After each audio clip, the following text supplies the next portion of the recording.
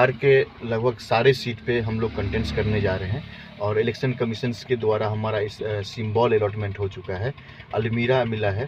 और मैं चाहूँगा कि क्षेत्रवासियों से कि इस बार भरपूर समर्थन दे। एक बार नया अपॉर्चुनिटी मिला है बिहार में और जिन लोगों को समाज में किसी प्रकार का मौका नहीं मिल रहा है, हम उन लोगों को लेकर चुनाव लड़ने जा रहे हैं इस बार। और बिहार के मैक्सिमम सीट पे हम लोग लड़ेंगे। आपने मुद्दा का बात किया तो सबसे बड़ा मुद्दा यहाँ पे बेरोजगारी का है।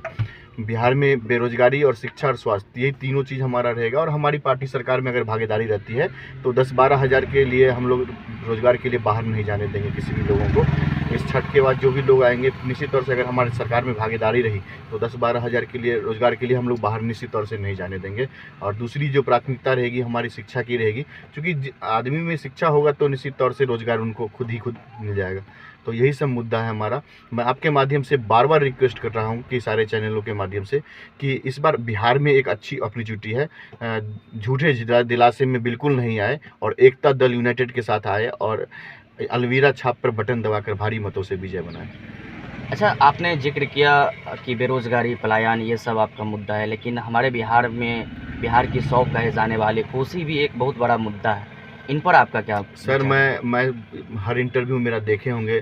मधेपुर ब्लॉक में मेरा घर है और 8 पंचायत ऐसा आज भी है सिर्फ नाव के सहारे अपना जीवन यापन करता है। उसी पीड़ित होकर हमारा जो हेड ऑफिस है महापतिया, शायद आप आज भी नहीं जा सकते हैं वहाँ पे, जहाँ पे पार्टी का मेन ऑफिस है। आज भी पानी के नाव का ही सहारा है।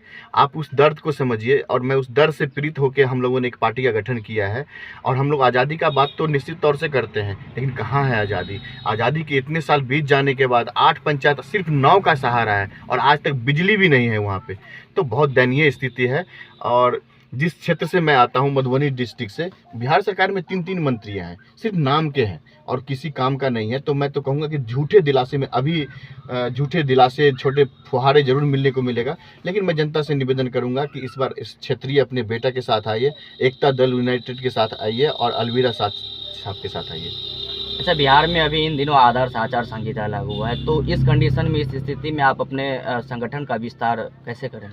सर देखिए, मैं बिल्कुल सोशल माध्यम से कर रहा हूँ, मैं खुद कैंप कर रहा हूँ।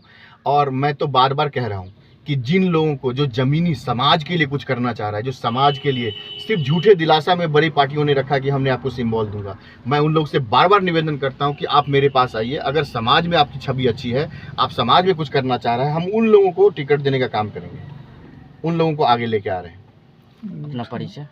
संजय कुमार सिंह नाम है, पार्टी संयोजक हैं हम। राष्ट्रीय अध्यक्ष पार्टी की चिंकी जी हैं, उनका हस्बैंड है।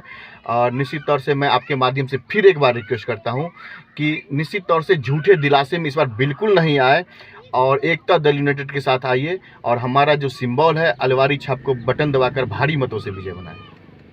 अच्छा, आपने भारी मतों से विजय बनाने का अपील तो किया, लेकिन अन्य भी पार्टियां हैं तो वो भी तरह तरह के एजेंडा लेकर चल रहे हैं, तो उनसे और आप में क्या अंतर है? आपको मैं बता दूं कि 15-20 साल नीतीश जी की सरकार, एनडीए की सरकार, महागठबंधन की इससे 15-20 साल पहले सरकार, और अभी एक नया पार्टी आप समझ रहे हैं कि बिहार में आया है। उन्होंने, उनकी स्टेटमेंट है खुद कि मैंने 10-10 सीएम को बनाने का काम किया है।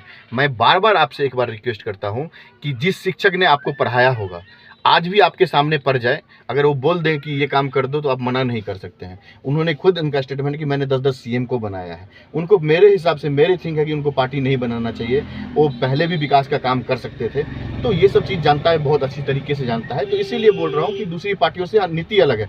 मैं आपको पहले भी बता दूँ कि इससे पहले 2020 में मैंने खुद विधानसभा सीट से चुनाव लड़ा था और अच्छी मत से मुझे वोट, अच्छे जनता का प्यार सने मिला था। मैं किसी भी पार्टी में जाके अपना पद ले सकता था और चुनाव लड़ सकता था, लेकिन मेरी विचारधाराएं किसी भी पार्टी से मिल नहीं रही है। हम लोगों की सिर्फ सेवा भावना है निश्चित तौर से, इसलिए हमारी विचारधारा नहीं मिल रही है। इस पार्टी इसलिए अलग है।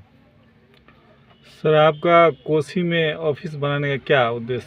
हाँ, मैंने, बहुत अच्छा सवाल है कि आप देख लीजिए, बिहार के 8 मधेपुर डिसीजन मेकिंग ब्लॉक बोला जाता है फुलपरास का, और 8 पंचायत आज भी कोसी में डूबा हुआ है।